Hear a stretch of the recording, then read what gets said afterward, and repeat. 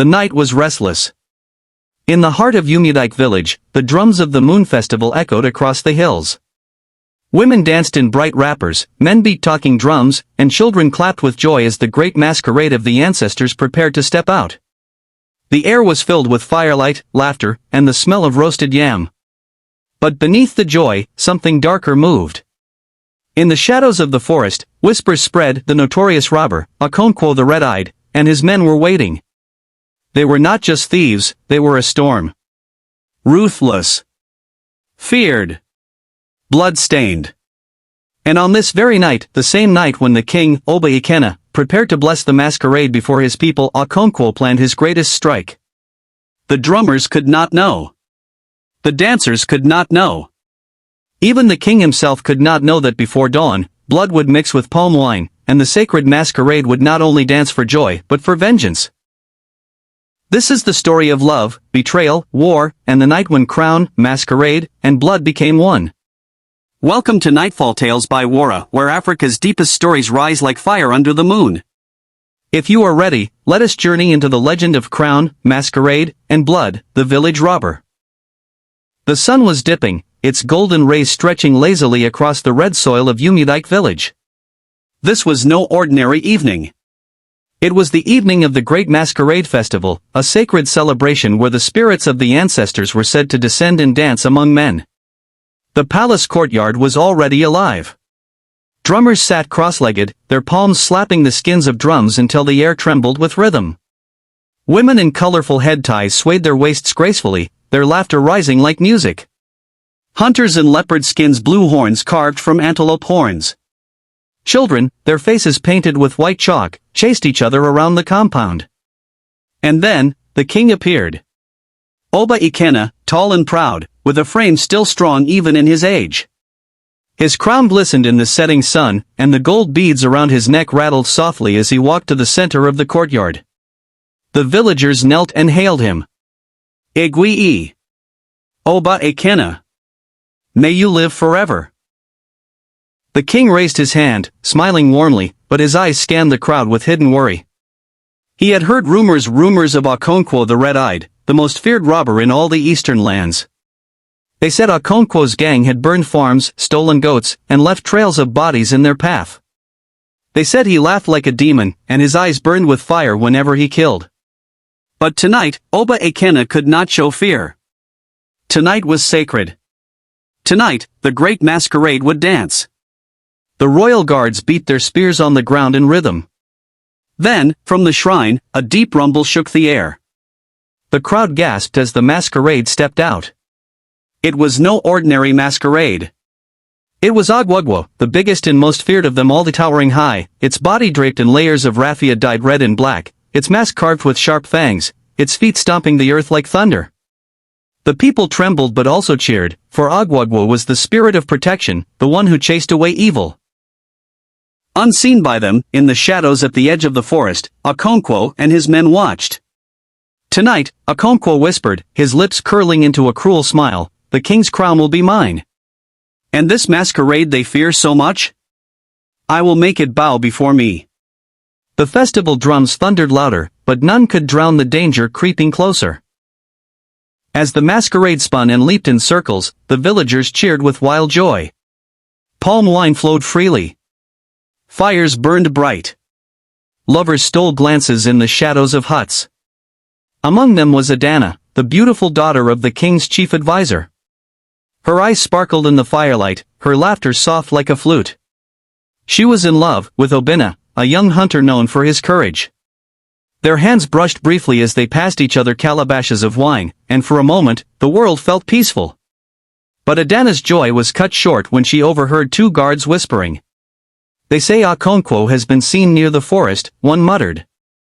If it is true, then tonight may not end well, the other replied. Adanna's heart pounded. She glanced at Obinna, who was laughing with his friends, unaware of the danger. Should she tell him? Should she run to her father? Meanwhile, in the thick forest, Okonkwo's men sharpened cutlasses. Some loaded Dane guns. Others tied red cloths around their heads. Okonkwo himself stood apart, staring at the village lights with eyes that glowed in the dark. His voice was cold, deadly. "Tonight, we strike. The king's crown, the palace gold, the women, all will be ours. Let the masquerade dance, for its last time." Back in the palace, Obinna felt a strange chill. He looked at the masquerade, whose steps had suddenly slowed, as if it too sensed danger. The drummers hesitated. The air grew heavy. Even the flames flickered strangely, as if spirits were warning of a storm. And then, from the forest came a sound. Not drums. Not songs. But the chilling echo of a war horn. The horn blast silenced the festival instantly. Every dancer froze. Every drumbeat stopped.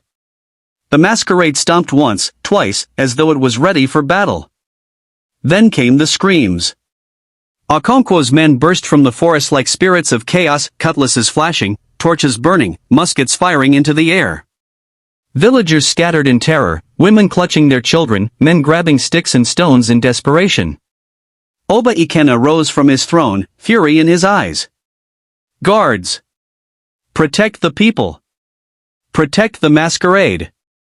But Okonkwo was already inside the compound, his red eyes gleaming, his laughter echoing like madness. He swung his machete and cut down a guard in one blow. Blood sprayed across the ground. Adanna screamed, and Obinna grabbed her hand, pulling her behind him. "Stay with me," he shouted, his hunter's knife flashing in the firelight. The masquerade, Okonkwo, roared a sound so deep and otherworldly that even Okonkwo's men staggered. It leapt into the air, spinning its raffia, and struck down two robbers with one powerful swing of its staff. The battle was chaos. Drums rolled like thunder. Cries filled the night. Fires burned high, throwing shadows against the huts. And in the middle of it all, Okonkwo and the masquerade faced each other. Man versus spirit. Blood versus crown. Fear versus power. The story of Umudike had truly begun. The courtyard was fire and chaos. Screams tore through the air as villagers scattered. Flames licked the walls of the huts. Drums lay broken on the ground, silent. The masquerade, Okonkwo, stood tall, its raffia swaying, its eyes glowing like burning coal. Okonkwo, wild-eyed, smeared with blood, laughed like a man possessed. "So this is your great masquerade? This is the spirit you fear? Tonight I will show Umudike that no spirit, no crown, no king can stand against me." With a roar, he charged, swinging his machete. Sparks flew as his blade struck the masquerade's staff. The crowd gasped. Some villagers fell on their knees, begging the ancestors to protect them. The masquerade moved with a speed that no human should have. Its staff whirled in the air, knocking aside two robbers who had rushed in to help their leader. Okonkwo stumbled but rose again, his chest heaving, his laughter never ending. Behind the palace wall, Adanna clutched Obinna's hand tightly. "Obinna, we must leave. If we stay, we will die." But Obinna's jaw was firm, his hunter's knife ready. "No, Adanna. If the king falls, if the masquerade falls, then the village is finished. I will fight." Tears welled in her eyes. "If you die, what will become of me?" He looked at her, firelight dancing across his face. "Then I will die knowing I fought for you, for our people." At the throne, King Umudike gripped his staff tightly. His guards fought bravely, but Okonkwo's men were many, ruthless, and bloodthirsty. One by one, villagers fell. The king's heart pounded, not just with fear, but with guilt. Because only he knew the truth. Only he knew the blood tie that bound him to Okonkwo. Okonkwo fought like a demon, his machete flashing, his laughter echoing through the burning night. He moved with a madness that terrified even his own men. Suddenly, the masquerade spun, its raffia sweeping like a storm. With one blow of its staff, it sent Okonkwo crashing against the palace wall. Dust rose. The crowd gasped. For a moment, it seemed the spirit had won. But Okonkwo rose again. Slowly. His lips bleeding. His eyes redder than ever. "You think you can stop me, spirit? I was born in blood. I carry the curse of kings and slaves in my veins. Tonight, I will not only take the crown. I will take your mask. He ripped a charm from his neck, a small leather pouch smeared with blood and ashes. He lifted it high, chanting strange words. The masquerade staggered. Its movements slowed. Its thunderous roar weakened. The villagers cried out in fear. Okonkwo is using dark charms. He is trying to bind the spirit. King Ikena's face went pale. He recognized the charm. It was the forbidden charm of his late brother, Okonkwo's father. A truth he had buried for years. Obinna saw the masquerade faltering. He gritted his teeth and rushed forward, knife in hand, slashing at the robbers around him. He cut one down, pushed another aside, and tried to reach the masquerade. But Okonkwo's men swarmed him, dragging him back. Obinna! Adanna screamed, her voice breaking. Okonkwo raised his machete again, his voice shaking with fury. Bow to me, masquerade. Bow, or I will tear your mask from your head and show these fools that even spirits bleed. The masquerade roared again, but weaker.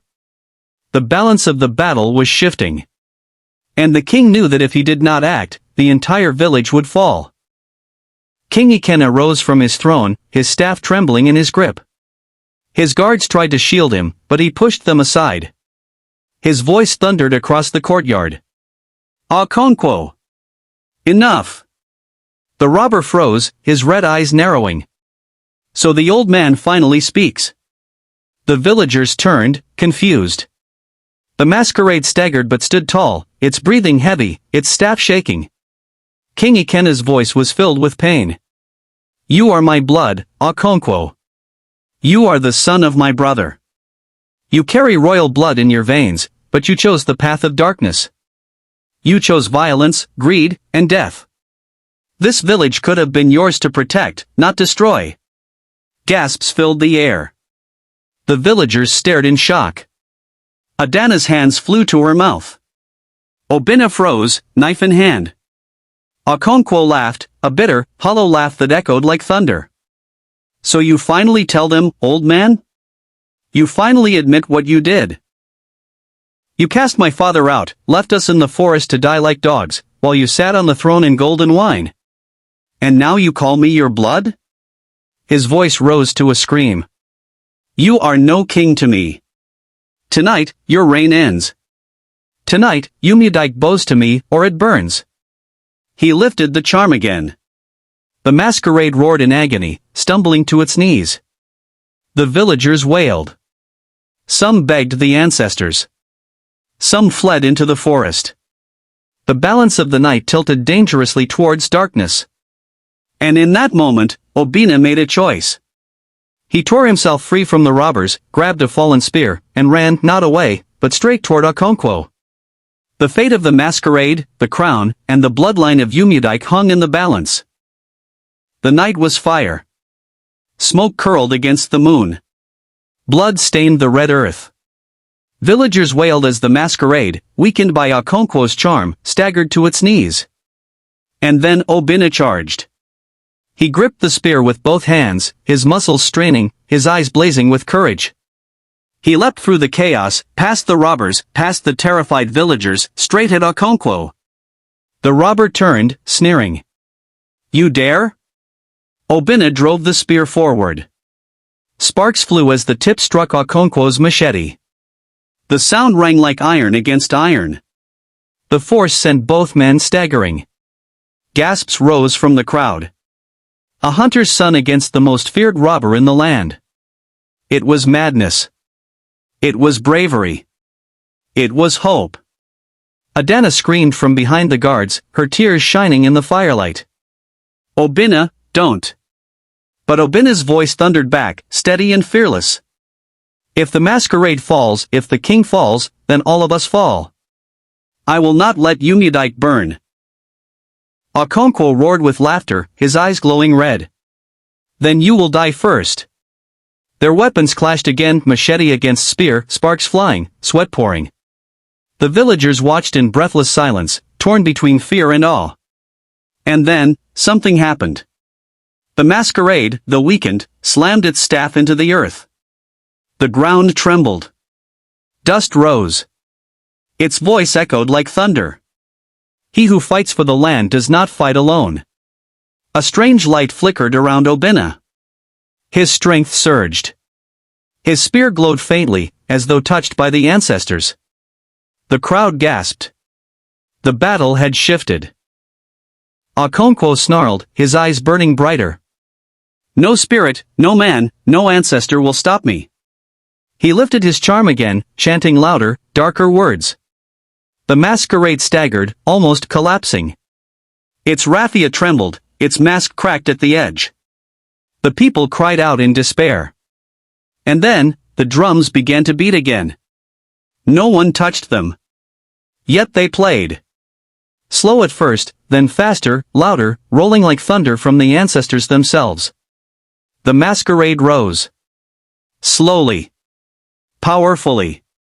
Its eyes glowed white-hot.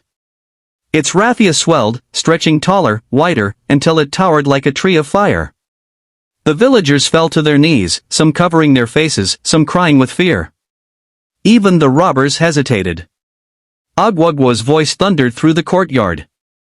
You cannot bind what was born before your father's father. I am not Mask. I am not raffia. I am the shadow of the ancestors, the guardian of Umudike. The drums rolled like storms. The ground shook. Flames bent towards the Masquerade as though bowing. Okonkwo's men trembled. One dropped his cutlass and ran into the night. Another fell to his knees, begging the gods. But Okonkwo only laughed harder, though his laughter cracked with madness. Then let the ancestors watch as I burn their village to ashes. He lunged again, but the Masquerade moved with a speed beyond mortal sight. Its staff struck the earth, sending a wave of force that threw robbers into the air like leaves in a storm. The battle was no longer man against man. It was spirit against curse. And in the middle of it, Obinna still stood, spear in hand, his chest heaving, his eyes fixed on Okonkwo. The palace courtyard was a battlefield. Bodies lay scattered. Flames danced. The Masquerade glowed like a living fire. King Ikenna clutched his staff, his face pale with both fear and shame. He knew the truth could no longer be hidden. Okonkwo, he called, his voice breaking, I wronged your father. I wronged you. But this path you walk leads only to death. Drop your weapon, and I will give you a place among us. You are blood of this land. You are blood of the throne. For a heartbeat, silence. The villagers stared. Adanna held her breath. Obinna froze. Okonkwo lowered his machete slightly. His red eyes flickered. For the first time, doubt crept across his face. But then his laughter returned, louder, darker, crueler. You think your words can heal years of hunger? Of exile? Of watching my mother die in the forest while you feasted in your palace? His voice cracked like fire. No, old man. Tonight, blood will sit on the throne. My blood. With a sudden leap, he dashed forward, slashing at the king. The crowd screamed. Adanna shrieked. Obinna hurled himself forward, spear ready. And then, the Masquerade moved. Faster than any eye could follow, it intercepted Okonkwo, staff against machete, sparks exploding in the air. The throne of Umudike shook. Blood spattered across the crown. The war for the soul of the village had only just begun. The courtyard was a storm of screams and sparks. The Masquerade and Okonkwo clashed again, each blow shaking the ground, each strike echoing like thunder. The villagers, huddled in fear, could barely breathe. But in the shadows of the palace wall, Adanna wept. She watched Obinna, who fought like a lion among wolves, cutting down robbers with his spear. His chest was bleeding, his arms trembling, yet his spirit did not break. Every time she saw him stagger, her heart tore apart. She rushed to his side, clutching him by the arm. Obinna, please, enough. They will kill you. But Obinna's eyes burned with fire. If I fall, Adanna, I fall protecting you. Protecting our land. What is a man if he cannot stand for the ones he loves? Her tears spilled. She pressed her forehead against his for a brief, stolen moment, a moment of love in the middle of war. Then if you fight, I will not leave your side. He shook his head fiercely. No. You must live. If anything happens to me, promise me, you will carry the fire of this land. Promise me, Adanna. Her lips trembled. She wanted to promise. She wanted to lie. But her heart screamed against it. Instead, she kissed his blood-stained cheek and whispered. Then live, Obinna. Live for me. But fate had no mercy that night. Behind them, Okonkwo roared and struck the Masquerade with such force that the spirit stumbled, its staff flying from its hands and crashing into the dust. The villagers screamed. The balance had shifted again. Okonkwo's laughter split the night. Do you see, people of Umudike? Your masquerade bleeds. Your spirit falls before me. Tonight, I take the throne, and no god, no man, no love will stop me. He turned, his machete dripping blood, and his eyes locked on the throne. King Ikenna stood there, weary but unbroken. You will never sit on this crown, the king said, his voice trembling with both fear and resolve. Okonkwo's lips curled into a grin. Then I will shatter it. With a wild scream, he hurled his machete forward. The blade spun through the air, slicing into the golden crown on the king's head. The crown split, crashing into the dust. Gasps filled the air. The villagers wailed, for to see the crown broken was a sign of doom. Some fell to their knees. Some covered their eyes. Obinna's heart thundered. He gripped his spear tighter, ready to throw himself between Okonkwo and the king. But Okonkwo's men rushed him, knocking him to the ground, kicking and striking until his blood stained the earth. Obinna!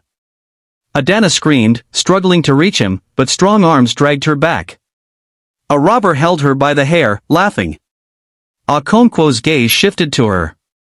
His grin widened.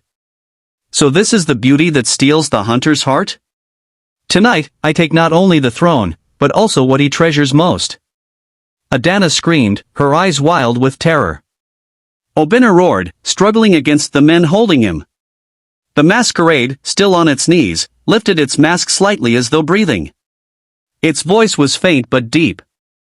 Not, while I breathe. The masquerade's mask glowed suddenly, blinding white light bursting from its eyes.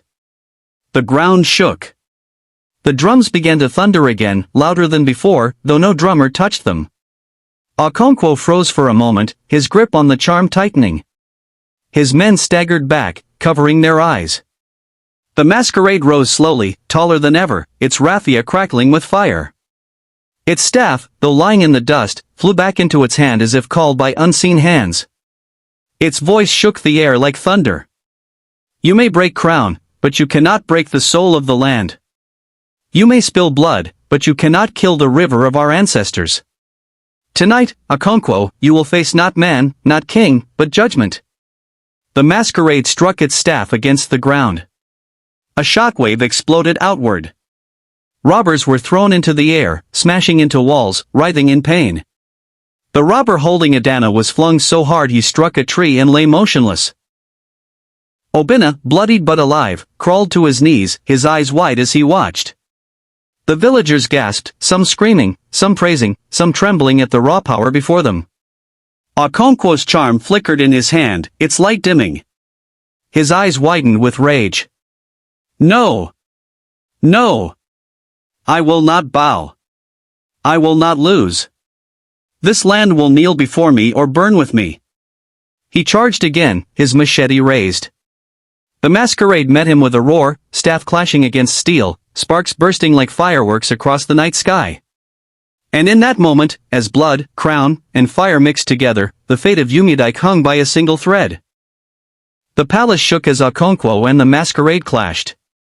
Sparks and smoke filled the air, and villagers wailed like mourners at a funeral. But even as the battle raged, betrayal crept into the heart of Umudike. From the shadows, one of the king's closest guards, a man sworn to protect him, stepped forward with a hidden blade. his eyes gleamed with greed. He moved toward King Ikenna, who was weakened from shock, clutching the broken crown in his hands. "My king," he whispered, bowing low. But instead of shielding him, the guard drove the blade deep into the king's side. Gasps tore the air. The king staggered, his blood spilling onto the sacred stones of the palace. Okonkwo's laughter boomed. "Yes. Even your own men turn against you. This land already belongs to me." The king fell to his knees, but with fading strength he pointed at Obinna. "The spirit chooses its warrior, not its enemy. Obinna, rise, and fight." His words faded into silence as his body crumpled. The villagers cried out, some fleeing, some throwing themselves on the ground. Obinna's vision blurred with tears and rage. He felt something in his chest break, not just for the king, but for the land he swore to protect, and for Adanna, whose scream tore through the night. As chaos exploded around them, Obinna crawled to the king's fallen body, clutching his spear, trembling with fury. Adanna knelt beside him, her hands shaking as she tried to wipe the king's blood from the earth, as though she could stop destiny itself. "Obinna," she whispered, her face pale, her lips trembling. "You cannot fight him alone. He will kill you." He gripped her hand tightly, his eyes blazing. "Then let him kill me. But I will not let him take this land. I will not let him take you." Her tears fell hot onto his bloodied hands. She cupped his face, pressing her lips against his in a desperate kiss, as if pouring her soul into him. "If you fall, I will follow you into death." He shook his head fiercely. "No. You must live. If I die, you must carry my name. Carry my love. Promise me, Adanna." But before she could answer, Okonkwo's roar split the night. He had struck the masquerade down to its knees again, the spirit's raffia torn, its glowing mask dimming. Okonkwo raised his machete, veins bulging in his neck. "Now. Tonight, both king and masquerade fall by my hand." Adanna screamed and clutched Obinna's arm. Obinna, trembling, lifted his spear, his heart pounding like the war drums. The masquerade rose one final time, staggering, its glowing staff barely alight. Its voice was low, heavy with sorrow. "Obinna, the land has chosen, but for you to rise, I must fall."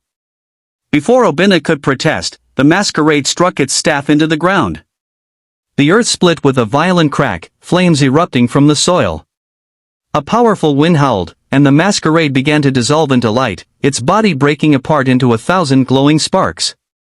Those sparks swirled and poured into Obinna's chest, flooding him with heat, power, and the weight of ancestral strength. Obinna screamed, his body trembling as the spirit entered him. His eyes glowed, his wounds closed, and the spear in his hand burned with fire. Okonkwo staggered back, shock flashing in his eyes. "No! This cannot be! The masquerade was mine to defeat." But Obinna, now glowing with the spirit's fury, rose like a storm. His voice was not just his.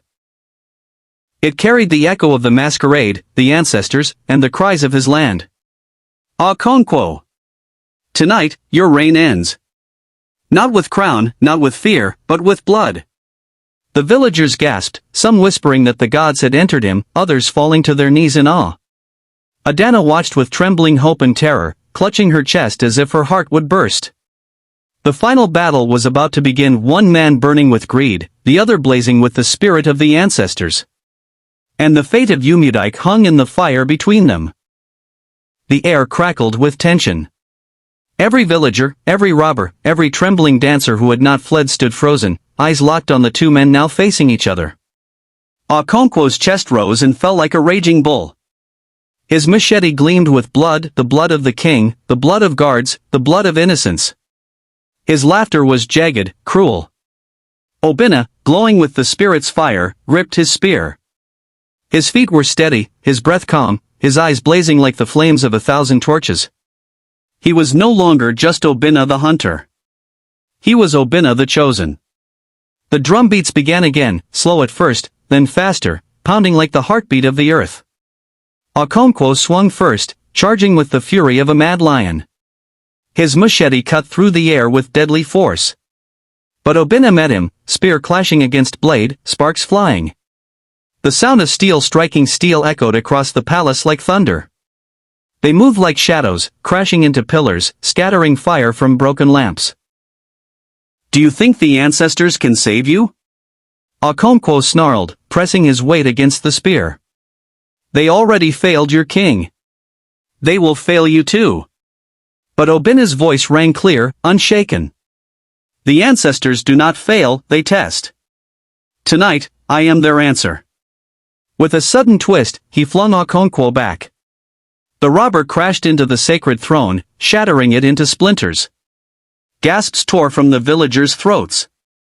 The throne of Umudike had fallen. Okonkwo rose from the broken throne, his body bruised but his madness blazing stronger. His men rushed forward, screaming, blades raised to protect their master. But the moment they reached Obinna, fire burst from the ground in a circle around him.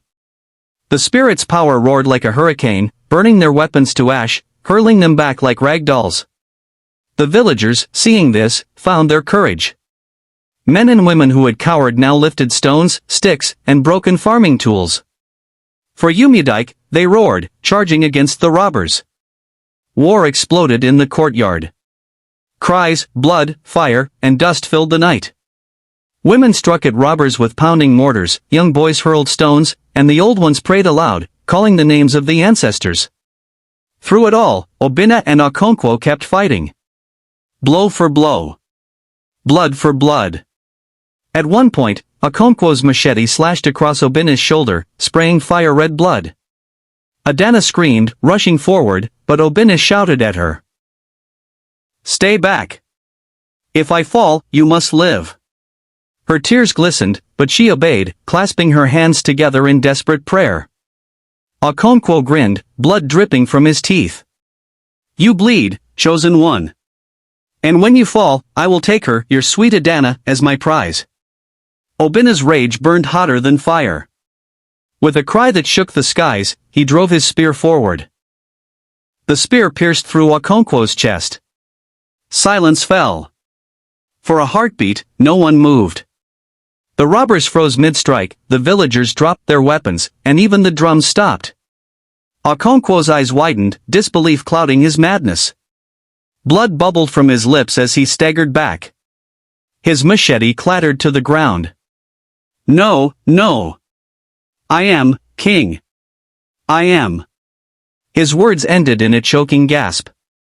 He fell to his knees, clutching the spear, then collapsed into the dust. The earth drank his blood greedily. The skies rumbled. Lightning flashed. A heavy rain burst from the heavens, washing the blood from the ground, as though the gods themselves mourned and cleansed the land. The villagers cried out, some in joy, others in sorrow. They fell to their knees, hailing Obinna. The chosen one. The savior of Umudike. But Obinna did not hear them. He staggered, weak, the fire in his body dimming. The Masquerade's power, having fulfilled its purpose, was leaving him. His knees buckled, and he collapsed into Adanna's arms. Obinna, she cried, holding him tightly, her tears mingling with the rain. Stay with me. Please, stay with me. He looked into her eyes, his hand trembling as he touched her cheek. For you, Adanna, for the land. I would bleed 1,000 times. His eyes fluttered, heavy with exhaustion. But before darkness could take him, the drums began again, slow, steady, carrying a message of hope. The war was over.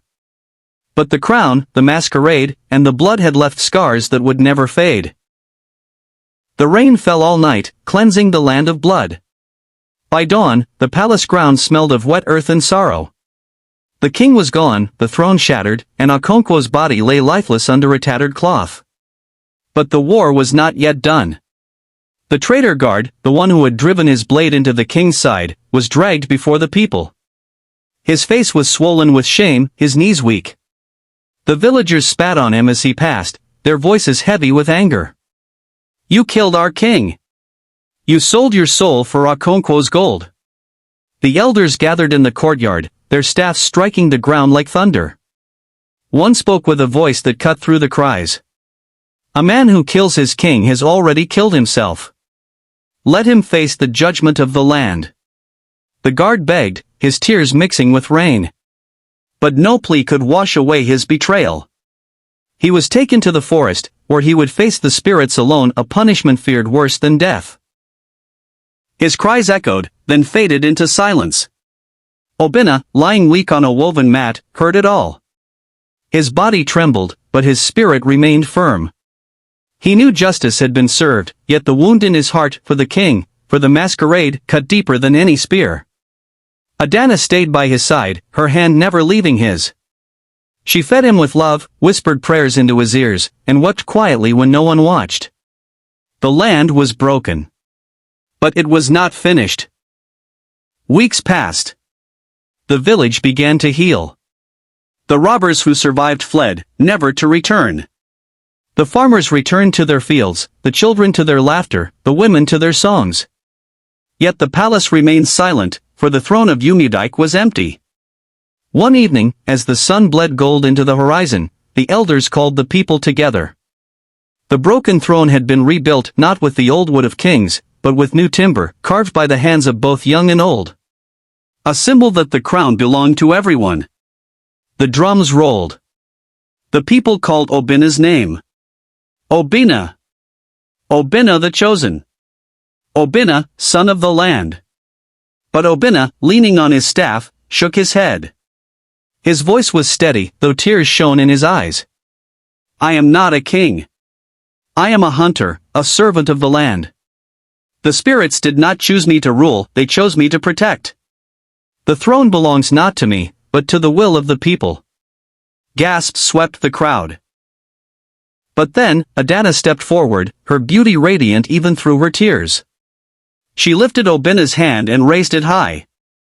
He does not need a crown to be our king, she said, her voice clear. He has already ruled our hearts. He has already given us hope. Let the land remember his courage. Let the children sing of him. Let the masquerade spirit live through him. The crowd roared with thunderous applause. Some knelt, some wept, some danced. The drums pounded louder than ever, echoing across hills and rivers. Obinna, moved beyond words, kissed Adanna's forehead. His heart swelled, not with pride, but with peace. For he knew the truth, the true crown of a man was not gold, nor wood, nor throne. It was love, sacrifice, and the blood he was willing to spill for others. The masquerade shrine was rebuilt that night. Flames danced, masks glowed, and the people sang songs that would never die. They remembered King Ikenna, they remembered the masquerade, and above all, they remembered the night Obinna, the hunter, stood against the robber and saved the soul of Umudike. And so the story passed from lips to drums, from drums to songs, from songs to the hearts of generations. The crown, the masquerade, and the blood became legend. Forever. And so, the legend was born. A crown shattered but rebuilt, a masquerade sacrificed but eternal, and blood spilled that the land might live. From hunter to hero, Obinna's name was carved into the heart of Umudike forever. But every legend is not just about the past, it is a warning to the future. For greed will always rise, love will always be tested, and the spirits will always choose a warrior to defend the land. This is not just the story of Umudike. It is the story of every people, every kingdom, every heart that must fight for what it loves. And when the drums fall silent, and the masquerade's mask is hung once more, the question remains. Who will be the next chosen one when shadows return?